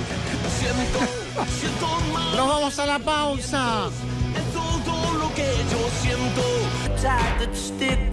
11 minutos van de las 19. Estamos con el ex diputado Daniel García Pinto. ¿Por qué le puso Brigada Palo y Palo? ¿Por qué ese nombre, Palo y Palo? Porque palo me suena a golpe y golpe me suena a dictadura.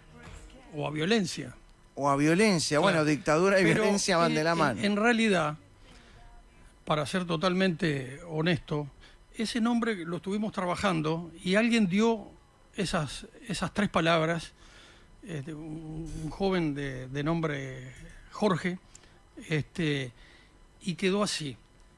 Y siempre lo interpretamos no por violencia, sino por un viejo dicho de campaña. Vamos arriba, palo y palo. Uh-huh.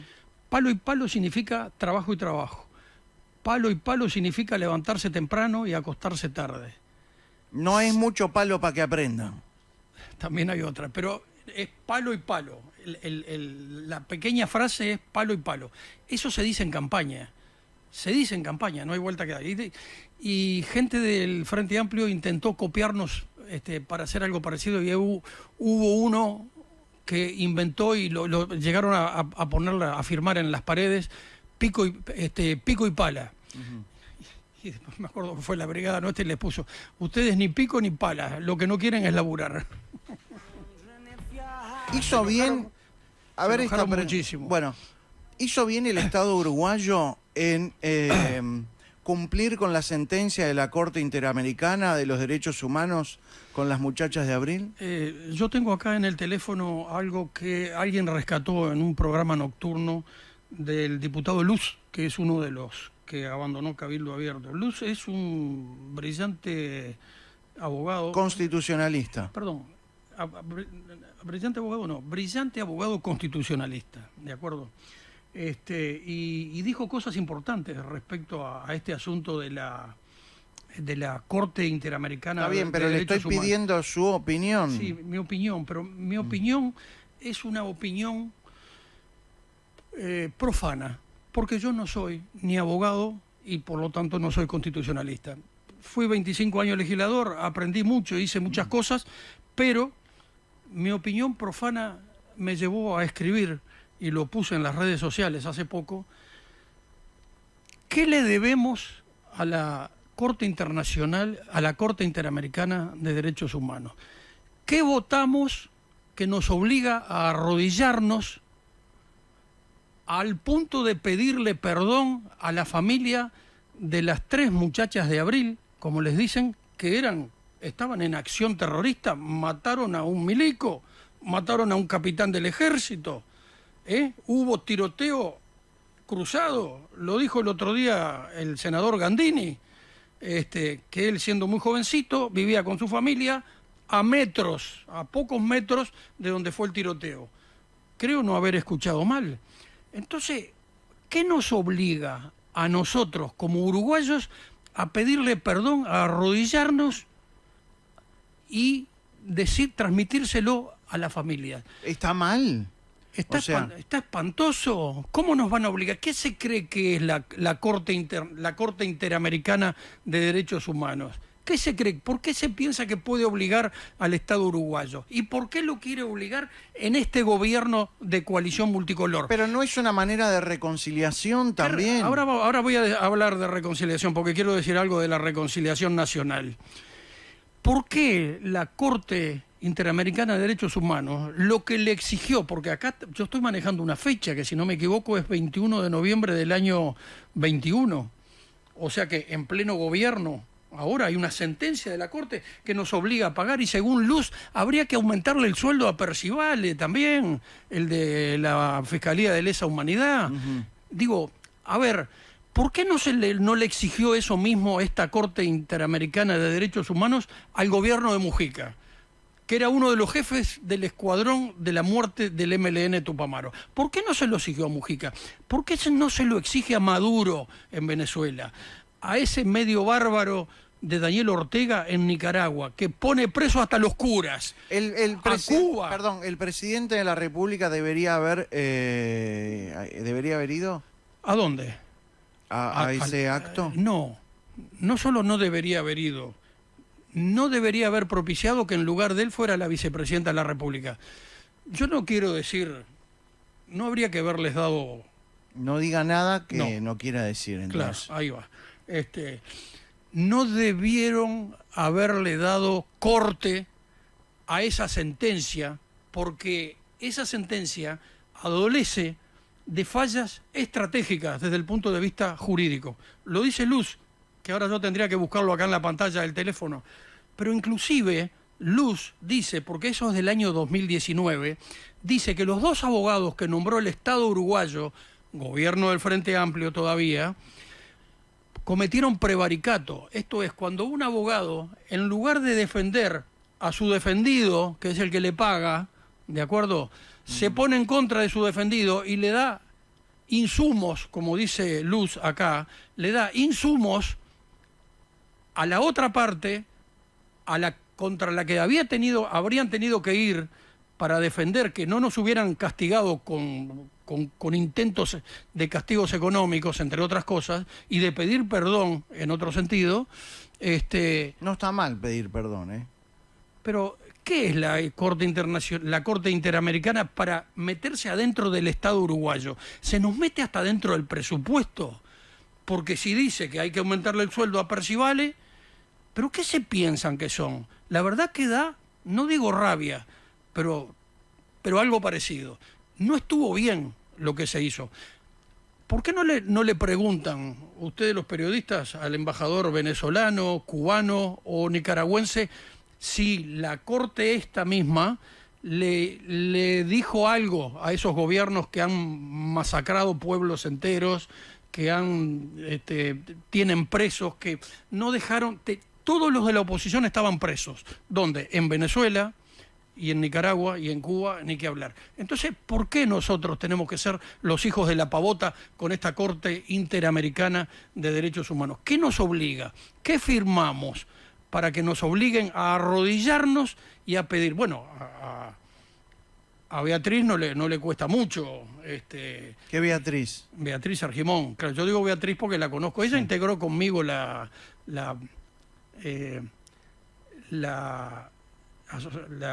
protección a los consumidores, la Liga Uruguaya de Defensa del Consumidor. Tuvo un breve tiempo, pero estuvo, así que la conozco hace muchos años. A Beatriz no le cuesta nada, porque ella, no voy a decir a qué me refiero, pero voy a repetir algo que dijo Héctor Martínez Turla hace muchos años, el fallecido. Dijo, hablando de unos legisladores blancos, dice, entre los blancos hay gente que todos los días pide perdón por no ser frentista. Mira qué frase, de Héctor Martínez Turla. ¿Y usted está haciendo referencia a la vicepresidenta de la República? Eso es una suposición suya, Petinati. Yo paré donde paré y arranqué para la frase de Sturla. Digo eso, pero digo, la verdad que es una cosa que no debió haber sido. El presidente se equivocó en eso, porque además no quedó bien ni con Dios ni con el diablo, porque se fue en avión a algo que podía haber ido a recibir la medalla esa en otro momento, y debió haber dado la cara con ese tema. Y si él pensaba que el gobierno tenía que estar, tenía que haber estado él y no haberla mandado a Beatriz Argimón. Esa es la realidad. Gracias, García Pinto. Nos tenemos que ir. Nos tenemos que ir. ¿Y cuándo voy a hablar del Escuadrón de la Muerte, Petinati? Bueno, usted se queda acá. Nosotros igual no terminamos. Pero si usted se va este amigo que está en los controles. Dejamos el micrófono abierto. Sí. Nosotros le dejamos el micrófono abierto. Yo le voy a pedir que cuando termine de hablar... Apago la luz. Apaga la luz roja y se va a la mierda. Y las otras lámparas también. Todo. Termino con esto porque me tengo que despedir con algo. Sí. Eso cuando hoy puse el ejemplo 52 años atrás, usted como periodista, yo como joven dirigente, el que me lo dijo fue un amigo cuyo nombre empieza con la letra K. No lo voy a decir porque no le pedí autorización para manejar el nombre de él. Y lo último, el 4 de julio se va a votar el proyecto de ley declaratoria de la independencia de reparación a los familiares de nuestros mártires. Ojalá hubiera unanimidad, no la va a haber la unanimidad, porque el Frente Amplio no la va a votar. Y yo, esto que lo voy a decir de los legisladores del Frente Amplio que no van a votar esto. No de los votantes del Frente Amplio. Digo que con esa actitud, negarle a esta pobre y humilde gente un dinerillo que lo han gastado 10 veces ya, es una actitud de miserables desde el punto de vista moral. No miserables de la pobreza ni de la obra de Víctor Hugo. Miserables desde el punto de vista moral son los legisladores del Frente Amplio que no votan 10 millones de dólares para esta gente, 10 millones de dólares cuando votaron 1.438 millones de dólares. 140 veces más le dieron a los familiares de los muertos de ellos que lo que le va a tocar a los familiares de los muertos nuestros. ¿Cabe otra frase que miserables desde el punto de vista moral? El problema es cuando seguimos hablando de ellos y nosotros y no hablamos del Uruguay. Reconciliación Nacional es uno de los grupos que junto con la Patriótica 14 de Abril, la Asociación Toda la Verdad, el CEDU y familiares de prisioneros políticos, Reconciliación Nacional, nosotros es un término que lo manejamos. Sí. Y es una organización además, muy importante alrededor nuestro. Me voy, lo dejamos solo. Bueno, ¿sabe cómo termina esta entrevista? Con 2 juegos. ¿Con 2 juegos? Sí, con 2 secciones, y una sección la primera, se llama Una Palabra. Malos Pensamientos presenta Una Palabra. Palabras, palabras, palabras. Una sección donde lo que importa es la palabra. La palabra de Dios. Porque las personas y las actitudes se resumen en una sola palabra. Una palabra. Palabras. Lamentable, nula, virtual, impredecible, rara, bipolar. Exactamente. Erótica, notable, ausente, distante, explosivo. Donald Trump. Heavy, abierta, fracaso. Ancao. Una palabra. Ahora, ya. Valen más los hechos que las palabras. Palabras. Una palabra. Daniel García Pintos. Yo le voy a tirar nombres o cosas o apellido, lo que sea, y usted solo con una palabra. Es una orden. Muy bien. Así funciona usted, ¿eh? Es una orden. ¿Le gustó?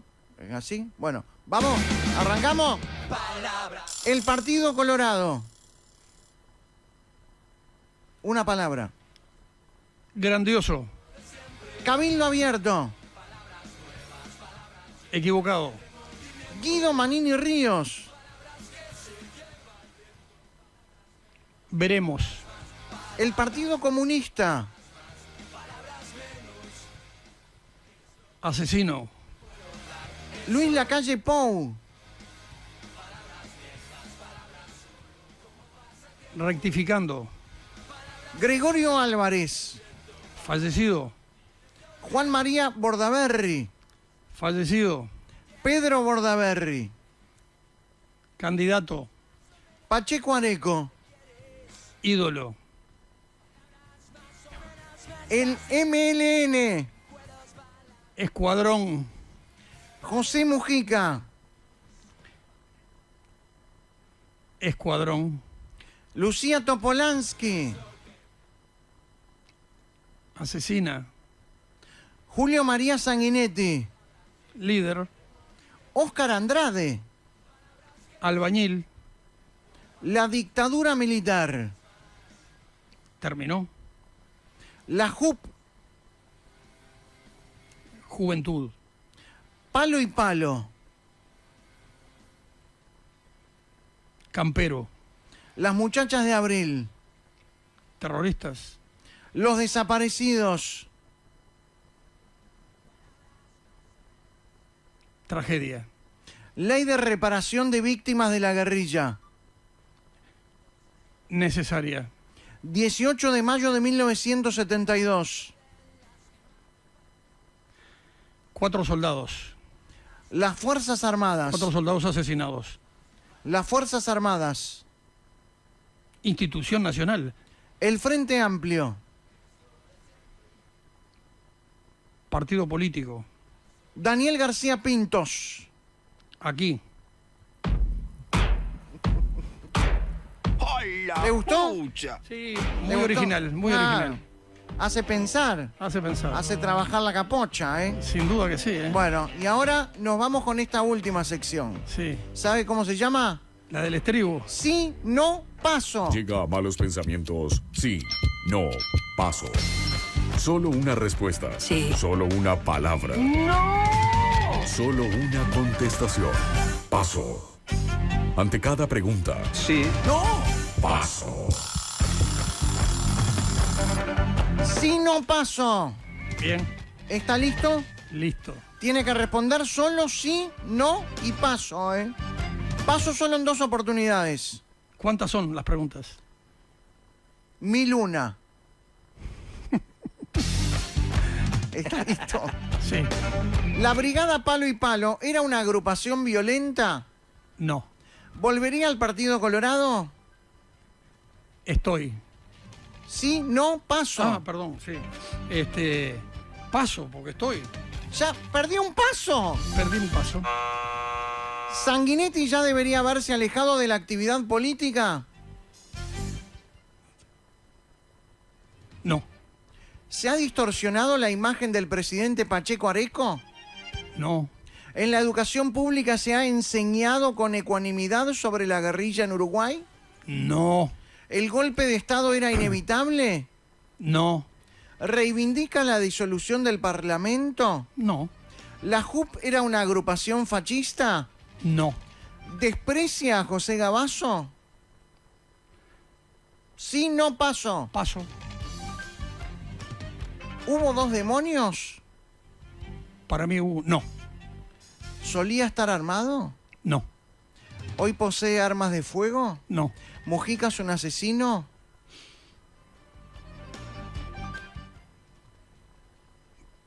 Paso. No, ya tuvo. Ya no tengo paso. No lo sé. No. ¿Bonomi fue un asesino? Sí. ¿El Movimiento de Liberación Nacional era una organización terrorista? Sí. ¿Ha leído libros de Mauricio Rosenkopf? No. ¿Se sabrá algún día qué sucedió con los ciudadanos uruguayos desaparecidos?